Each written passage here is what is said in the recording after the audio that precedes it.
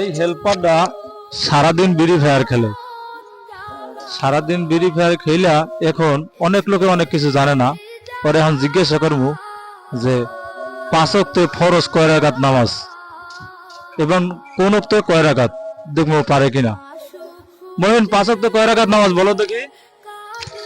17 রাকাত। কোন ওক্তে কয় রাকাত বলে দাও। ফজর 2 রাকাত, জোহরে 4 রাকাত, আসরে 4 রাকাত, মাগরিবে 3 রাকাত, এশা 4 রাকাত। 17 রাকাত। ধন্যবাদ।